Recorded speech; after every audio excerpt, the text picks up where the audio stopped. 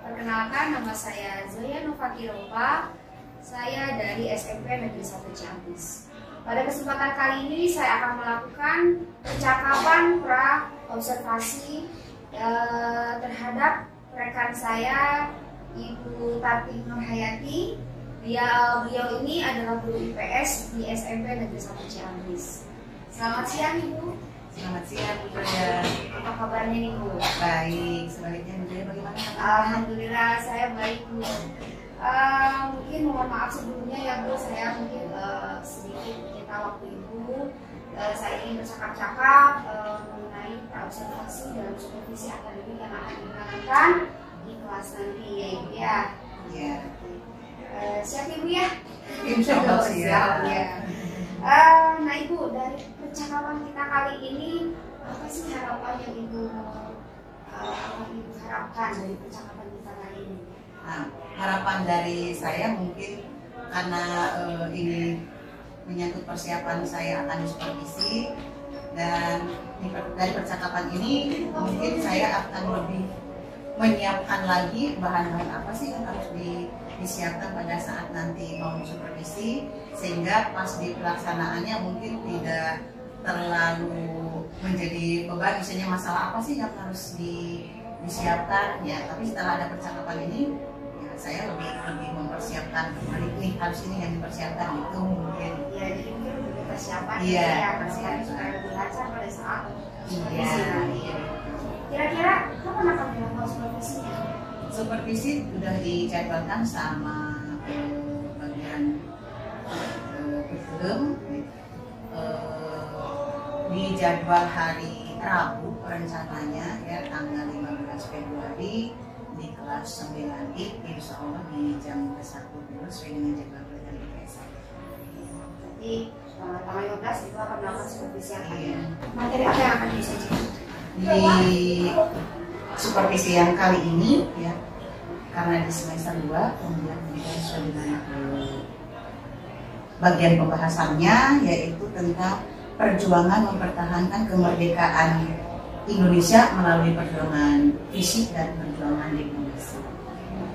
Tentang materinya ya Bu ya. Iya. Jadi apa kompetensi dasar yang berkaitan dengan materi tersebut? Kompetensi dasarnya itu di nomor 3.4 mengenai menganalisis kronologis perubahan dan kesinambungan ruang baik geografis, politik, kemudian ekonomi, pendidikan, sosial dan budaya dari awal kemerdekaan sampai awal reformasi. Panjang ya kompetensi dasar. Iya. Mungkin panjang ya, panjang. Ya, ini mengenai tentang diplomasi dan perjuangan pergerakan dunia. Sejarah dunia. Iya, bagian sejarah. Berkaitan dengan materi yang akan Ibu sajikan tadi itu, kira-kira metode apa yang akan Ibu gunakan dalam kompetensi dasar?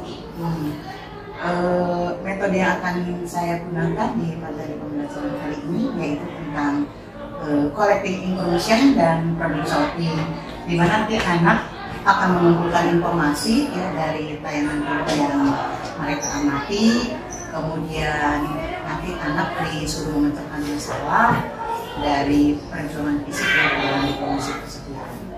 Alasannya apa itu? Karena dilihat dari materinya, kemudian saya menggunakan tayangan film ini agar anak-anak lebih tertantang lagi, mungkin lebih termotivasi lagi pada saat mempelajari sejarah, karena sudah jadi rahasia umum nih kalau belajar sejarah itu kan anak kadang-kadang ya kurang motivasinya, tapi insya Allah ya dengan film ini jadi ada tantangan dari anak-anak harus melihat, menyimak film yang mereka tonton dari awal sampai akhir. Jadi Ibu tadi kan berbicara bahwa di situ kadang anak-anak tentang sejarah itu anak-anak kurang antusias. Kira-kira Ibu pernah tidak menggunakan metode yang membuat anak itu menjadi antusias terhadap pembelajaran sejarah? Ya, diantaranya dengan menggunakan metode kayak nampilkan film gitu ya, kemudian juga dengan adanya permainan misalnya dengan puisi, jadi anak bisa lebih lebih responsif lah, lebih aktif, apalagi anak yang biasa eksplor gitu ya. Iya. Yang biasa eksplor itu lebih terarahkan gitu, lebih ke pembelajaran, jadi dengan menggunakan permainan-permainan gitu. Berarti Ibu sudah mencoba ya Bu, mungkin dari pengalaman yang Ibu alami, mungkin Ibu juga mencari metode baru ya Bu ya, Iya. untuk mengatasi hal seperti itu. Tadi Ibu sudah berbicara tentang metode yang Ibu lakukan. Kemudian apa sih Bu sumber belajar yang Ibu gunakan dalam persiapan materi yang tadi Ibu supervisi dan supervisi ini?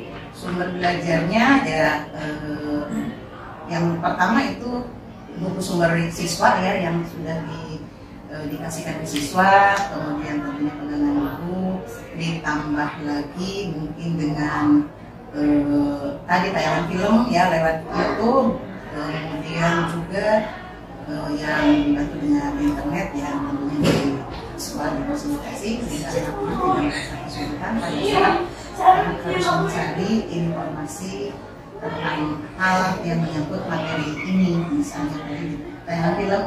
Jadi saya tinggal ngasih anak itu download linknya sama anak bisa menggunakan. Itu sumber belajar yang Ibu gunakan. Ibu kan di sumber belajar ini Ibu tadi berbicara bahwa Ibu men-share-kan link. Bagaimana caranya Ibu men-share-kan link itu atau mengirimkan linknya itu bagaimana? Kami kan sudah bikin grup pembelajaran IPS, jadi pada saat komunikasi tentang pembelajaran termasuk ngirim link atau kayak ulangan, ngirim tugas, itu bisa langsung ke-set ke grup IPS kelas itu. Jadi pada saat dikirimkan pasti anak-anak sudah pada tahu ya ada informasi yang disampaikan di dalam tersebut. Dan juga secara langsung juga saya mengingatkan bahwa saya akan mengirimkan secara lisan nih ketemu dengan anak, saya akan mengirimkan tayangan film gitu lewat HP, lewat grup gitu ya, grup, sehingga anak-anak bisa langsung respon gitu ya, mereka buka di WA grupnya, kemudian anak-anak bisa langsung menyiapkan. Jadi artinya memang ini tahapan-tahapan dalam pembelajaran yang sudah dilakukan ya, dalam menjadikan sebuah materi, menjadikan metode yang dilakukan, kemudian dari sumber belajarnya, termasuk anak itu bagaimana caranya supaya anak dapat mengakses dan sebagainya dalam sumber belajar yang diberikan. Seperti itu ya Bu ya. Kan salah satu alat yang saya pakai pada saat itu dengan menggunakan HP ya, karena memang lebih simpel, kemudian anak-anak hampir semua penampilan dia semua punya, tapi dibatasi biar tidak terlalu banyak menggunakan HP-nya. Jadi satu kelompok itu paling dua HP, satu kelompok itu anggotanya ada 4, jadi anak menyimak dari dua HP tersebut. Saya nggak menayangkan di lewat infocus gitu ya, lewat proyektor, karena mengingat bahwa kalau dengan menggunakan HP mungkin lebih simpel, kemudian jika anak ingin melihat kembali gitu, anak bisa dengan mudahnya, dan pada saat memecahkan masalah yang ditugaskan ke anak, jadi anak bisa lihat lagi di sumber belajar mereka ada. Kira-kira ada persiapan lain Bu yang Ibu lakukan dalam mempersiapkan supervisi akademik ini atau dalam pembelajaran yang akan disampaikan? Persiapannya mungkin saya melihat atau mencari di internet gitu ya, tentang film apa sih yang sesuai dengan bahan yang akan diajarkan di anak, sehingga anak-anak lebih mudah untuk memahami materi yang ada di sumber buku paket anak dengan materi yang disajikan di dalam tayangan film tersebut, maksudnya biar nyambung lah. Jadi anak kan nggak bingung ya, kalau kita yang milih, jadi kita yang milih, oh ini nih film tentang fisiknya yang cocok buat anak gitu. Karena kan kalau kita ini saya pribadi ya, kalau lihat sumber belajar lewat internet itu kan banyak sekali gitu ya. Jadi kan harus dipilih gitu ya, kemudian pada saat kita ngirim ke anak itu ya, anak bisa lebih mudah memahami, kemudian anak lebih, oh iya nih sama dengan di buku, oh iya nih ada tambahannya dari buku, ada di film ini, ada di tulisnya, biar anak lebih mudah gitu. Sekali persiapannya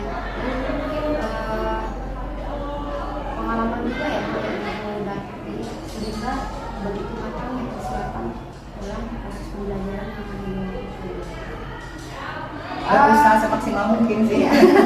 Bagus Bu. Nah Bu, tadi berkaitan dengan materi yang Ibu sampaikan adalah tentang perjuangan dan diplomasi. Nah menurut Ibu sendiri, mana sih materi yang dianggap sulit oleh siswa pada saat belajar? Yang dianggap sulit oleh anak itu dibanding dengan perjuangan fisik ya perjuangan diplomasi.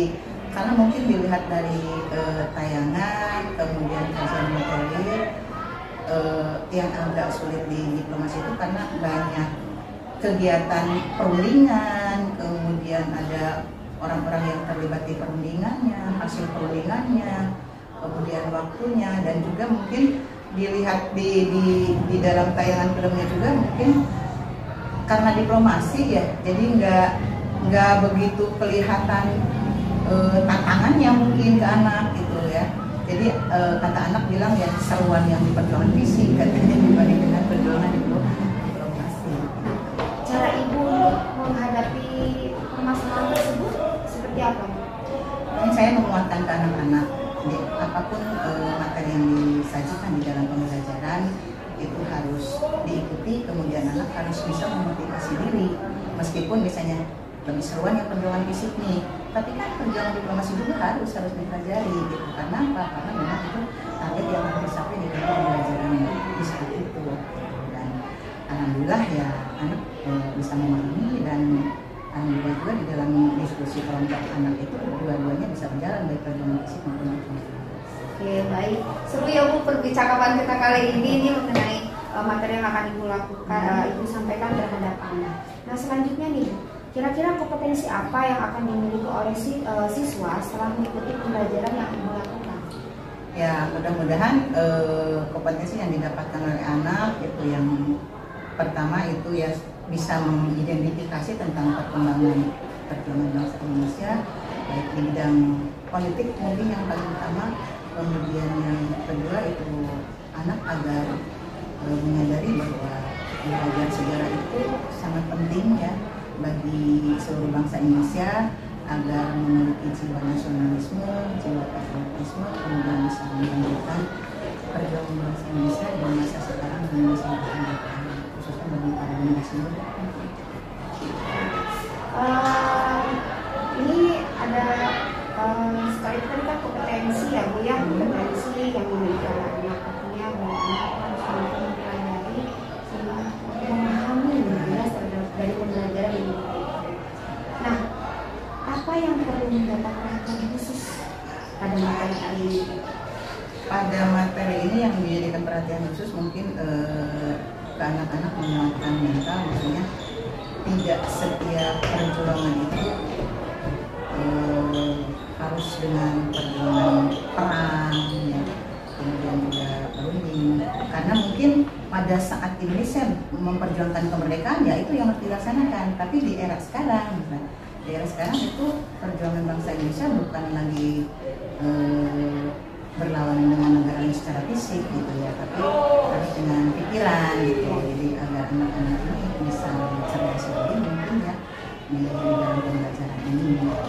Jadi ya mengingatkan ke anak sekarang berjuangnya untuk meningkatkan kualitasnya SDM ya, gitu, cerdasnya gitu. Makanya sejarah dipelajari di sini ya agar anak-anak nyadar bahwa bangsa Indonesia di zaman dulu memperjuangkan bangsa Indonesia hingga merdeka ini begitu sulitnya, begitu susahnya.